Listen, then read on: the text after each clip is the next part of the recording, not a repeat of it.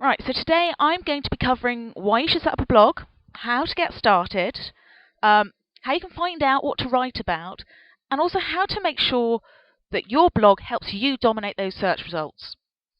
To many people, blogging is a bit of a mystery. Very few businesses have taken advantage of the huge benefits that blogging can have. So why should you invest the time and effort into setting up a blog for your business? Right, first of all, writing about your business and your industry positions you as a thought leader. We all want to do business with people who know what they're talking about and who are passionate and dedicated to what they do. It doesn't matter whether you're a neurosurgeon or a gardener. Writing a blog is going to help you demonstrate this. Secondly, the most successful blogs are focused on how they can help people. By anticipating the questions they may ask, you're reducing any barriers to getting them to get in touch with you or to make that final purchase. By being open about your industry, your products and services, you're going to be building a relationship of trust before they even pick up the phone. And then there's going to be what we're going to be focusing on today, driving traffic from Google. The importance of search is often underestimated, but hitting the top spot in Google will ensure your business is receiving more clicks than your competitors and therefore more traffic.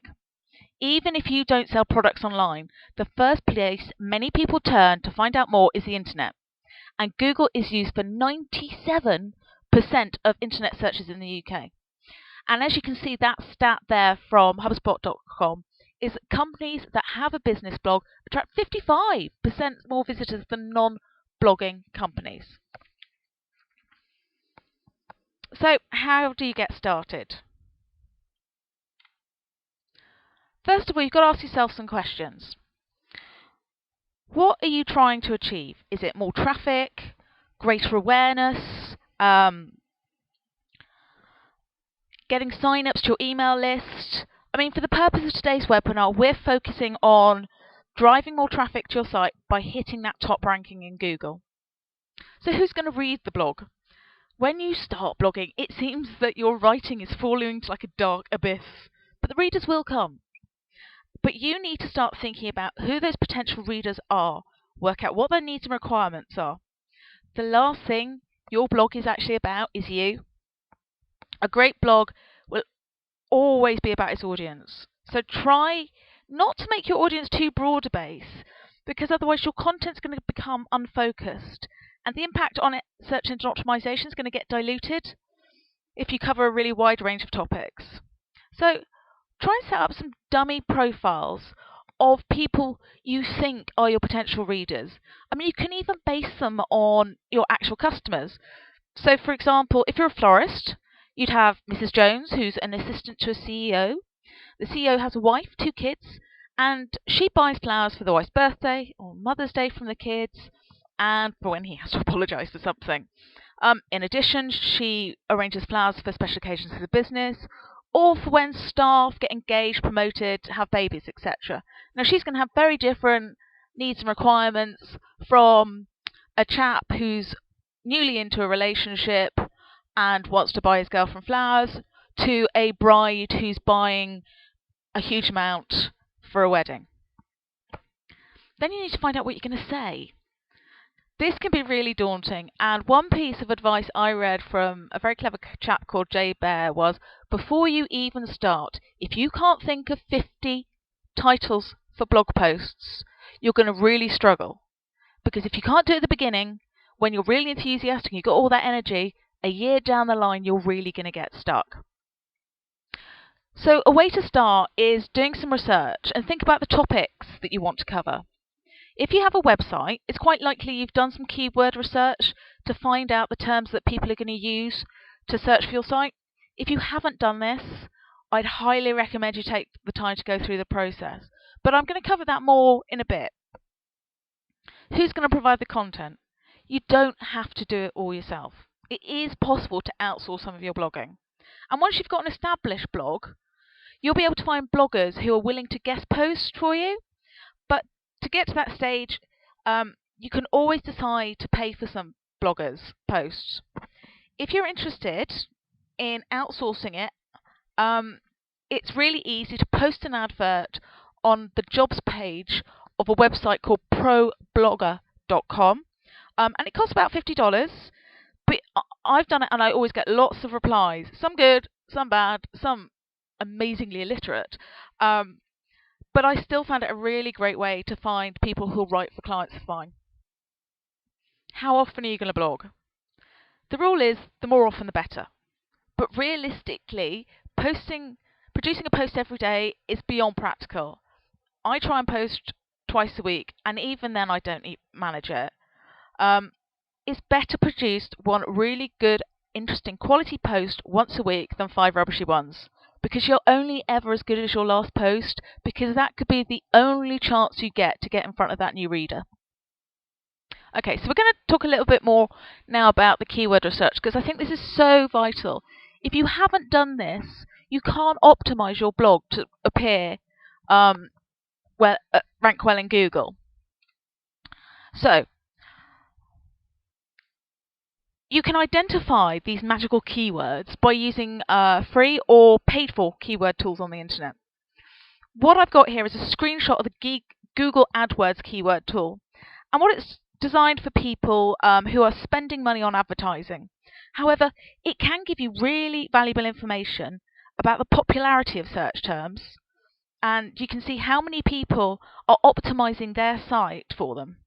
So looking at this screenshot, you can see I've popped some words related to a chiropractor, for example, and then Google suggests some more for me, and I can then look down the list and see all these suggestions plus the level of competition and the number of monthly searches. Ideally, you want to find a keyword that's got low competition and a high volume of searches, but with the saturation of the web, it's increasingly difficult. So if you find medium and a good level of searches, you're doing quite well. In fact, I've optimized a site and hit high competitive keywords and still got onto the first page of Google. So it's not impossible. But if you can find something that's an easier in, go for it. You don't always have to go for the most popular. Alternatively, and I skipped this from the other page, there's a couple of professional keyword tools. If you look at the bottom of this page, you can see there's Raven Tools and there's a URL to it, and SEO Moz. Now these are tools that are used by professionals, so I recommend them. Another little trick you can do is ask questions in Word Tracker Labs. Again, there's a link to it at the top of the page. And what you do is you put one keyword in. So I put in back pain. And then it produces all these questions that people are asking online. Now, imagine this can give you 30, 40 different questions that you can answer on your blog that potential customers are asking. Now, as you can see on the right-hand side, the times asked looks very, very low, but don't let that put you off. It's because Google isn't actually covered in this. It covers all the other search engines apart from Google. Now, I think you can only do this once or twice before you have to go for the paid for, so pick your first one carefully. Another cheeky little trick is utilizing the Google search engine itself. And you can start to type in keywords, and you'll see, as you can see on this example, that there are suggestions of the most searched for related terms. So you already know if you're hitting these these terms, lots of people are already looking for them. So now you should have a stack of key terms that you want to be found for. Now it's time to get your blog set up. Right, there's loads of information on here. So what I'm going to do is I'm going to email out to you guys who've actually come live the slides for this, so you don't have to sit there and scribble down notes. So if you pop your email addresses in the chat bar, I will get that done for you. So first thing is the only way you're going to get traffic from your blogging to your website is if you host it yourself. This means that there's loads of free tools out there like Blogger, Typepad, and WordPress.com that are hosted by the company. And they provide all the tools for you, and it makes it really easy. However, the only thing you're doing is driving traffic for them, not for yourself. You're basically working for them. So if you have a website already, it can be really simple to add a WordPress.org blog to it. If you don't have a website, you're going to need to buy your own web address. And this is a lot easier than it sounds. You just go to a site like 123-reg.co.uk if you're in the UK, hostpapa.com, choose your URL. They will also host it for you. Now, once you've got the bare bones of your WordPress site, it's time to choose a theme. A theme is the layout of your site. So, for example, do you want to have 3 columns? Do you want to have different categories? Do you want it pink? Do you want big banners? Do you want to use a lot of photos on it? Now, there are hundreds of free and paid-for themes that you can find online. If you just Google WordPress themes, you will get deluged by lots of choice. But I would say before you choose your theme, do some research on other blogs, see what you like, and write a list of requirements. If you're not technical, finding a theme that exactly matches them is going to save you a lot of time and frustration, but it's still going to ensure you have a really professional looking site. Now, not only do you have to make sure your blog looks great, you have to set up what we call the back end of it. WordPress is great because it's free, and in addition, you can get all these plugins, which are free add-ons that you can use to enhance your site. Now, these are a list of ones I use. If you do nothing else, you should always have an antivirus one. You can just do a search in your WordPress site for antivirus, and this one comes up. Akismet stops your site being bombarded by spam. All-in-one SEO, and that's Search Engine Optimization pack. That gives you a little template to help you make sure every post you put up is optimized well for search. Back WP up. This helps you back your site up. I can't recommend this enough because I didn't back up my site and then it got taken over by Islamic fundamentalists and it was all very stressful and I nearly lost everything. Google Analytics. You've got to track your traffic. You have to know if it's working. And to make this happen, you need to have a Google XML sitemap which is submitted to Google. W3 Cache, again, is another plugin.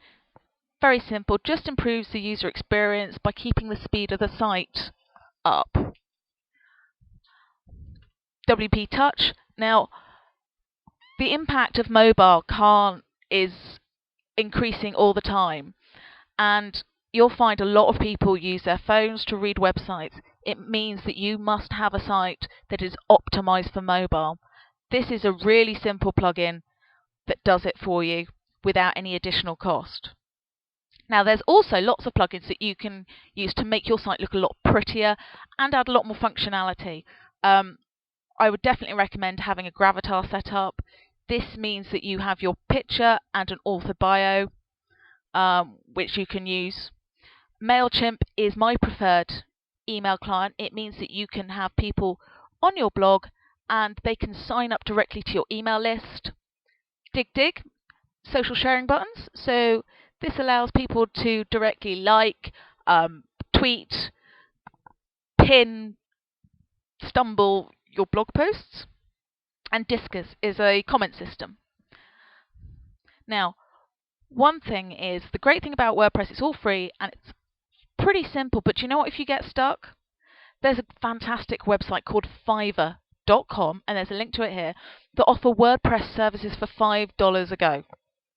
So if you do get stuck, there is help out there for you, and it's not going to cost you an arm and a leg. Right, so we need to talk about what you're going to say. Content is key. It doesn't matter how beautiful your site is or how well set it up it is if your content sucks. Your blog, for a start, isn't a place to sell your products. So the key thing is, don't be boring. If you're boring, people won't read it. It's as simple as that. Also, blogging is very different from lots of other types of writing. It's not like writing articles for brochures or PR press releases. It's much more conversational. It's meant to be very accessible. Also, get to the point.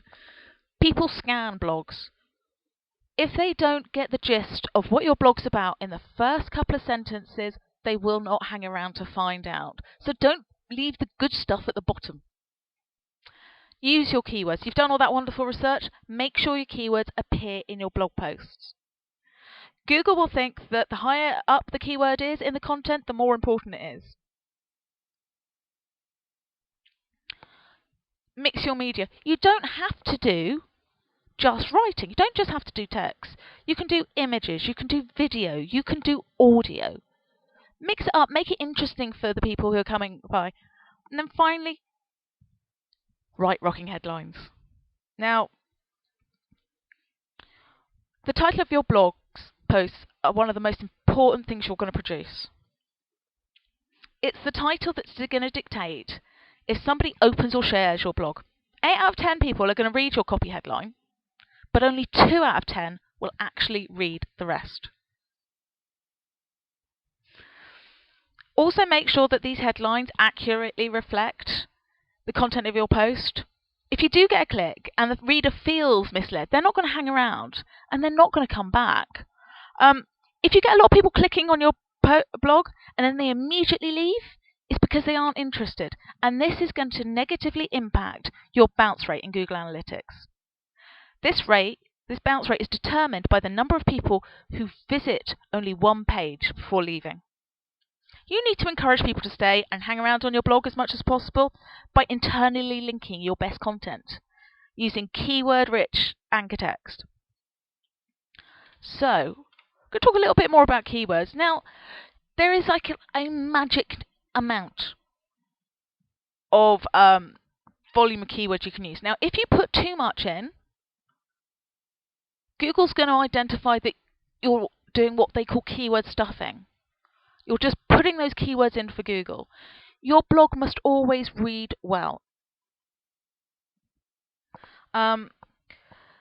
What they suggest is the range is between 1% and 4% of your copy should be keyword rich.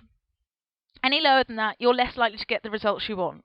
So in other words, if you're aiming for 2%, you'd include your keyword phrase for about twice every 100 words you write. Now, got these wonderful posts, beautifully laid out. You have to make sure somebody reads it apart from your mum. So, key things to do are submit your site to Google Webmaster Tools. Now, I showed you earlier that you need a plugin for that, and that link is going to direct you to Google Webmaster Tools to help you do that. Also, then burn an RSS feed. Now, an RSS stands for Really Simple Syndication. It's a way of people subscribing to your site. So every time you update it, they will get an update either in their email box or in what they call readers. Now, I use a company called FeedBlitz because they have a small, nominal monthly fee, but they have really excellent analytics, and it's much more reliable than some of the free versions. And what it also does, as well as notifying the people who've subscribed, it notifies Google that you've got a fresh blog post out. So Google's going to come along and check it out. Also, you can submit your blog to blog directories, and that link takes you to a site called Top Blog Rank, and that will give you a massive list that you can submit your blog to. Also, bookmark your posts. StumbleUpon, Dig, Reddit are great places to try and get a wider audience for your blog. And that, again, more links for you there to direct you straight to those. Also, share it with your social networks. Now, I'm going to talk a little bit here about Google+.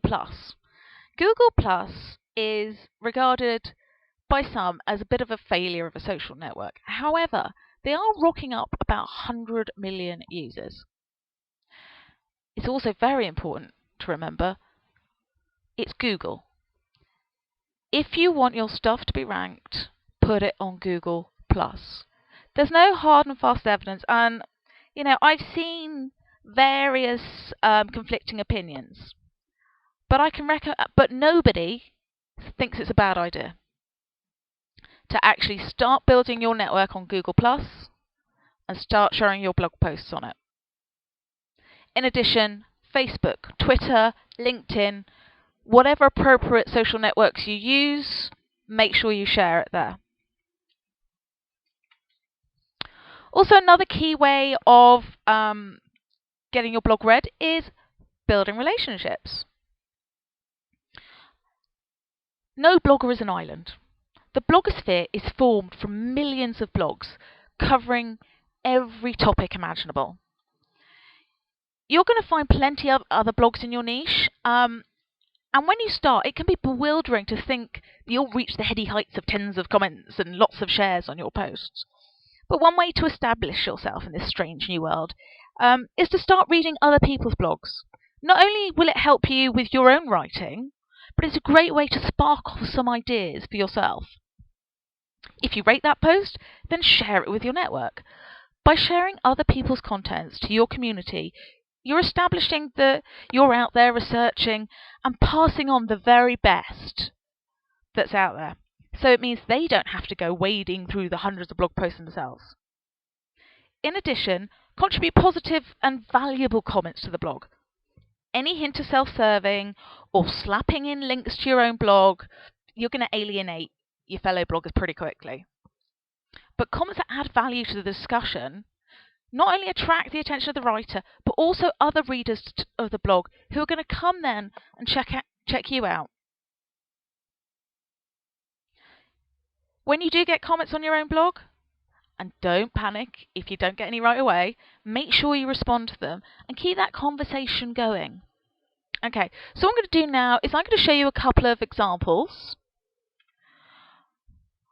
We have here the Phoenix Real Estate Guy. Now this is an estate agent in the US. And what this looks like to me, it looks like a WordPress theme. And what I think is great are those 4 options on the front that give you a really clear indication of the sort of site you're on and where you're going to find what you want. In the top banner, you can also see those magic social share buttons. And below is a phone number. It seems that they've had a little bit of a problem just formatting that banner wide enough. But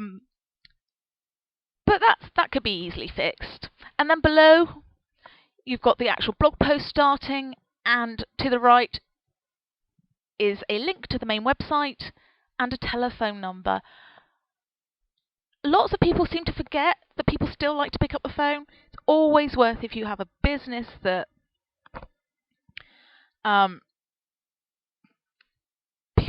take appointments or they can order over the phone, make sure you include your phone number.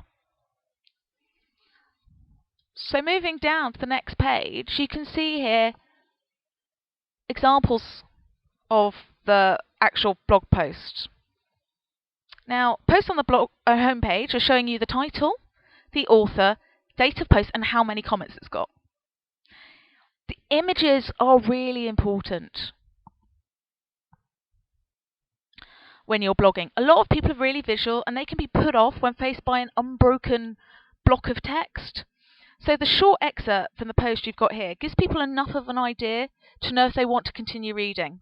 In the sidebar, you've got a sign-up box. And one way to really optimize those sign-ups is to offer a free guide or a free report. Then you're giving something to them in return for that email address. If you think there's not enough to write about for your business, or it's not very interesting, check this blog out. It's by dental practice. Nice clean layout, and it's clear that what the blog's going to be about. I especially like the top banner here that rotates the most recent posts. As you can see from the titles, the topics covered are potential questions that patients might ask. There is a link to the main website and to all the social media sites. The only negative comment I have about this is the URL's a bit strange. It's not very memorable and it doesn't include any keywords. But I think it's a great example that it doesn't matter what industry you're in, you'll find someone's blogging about it. And if they can find enough to say, then so can you. And that means you're going to be able to benefit from all that extra traffic from Google.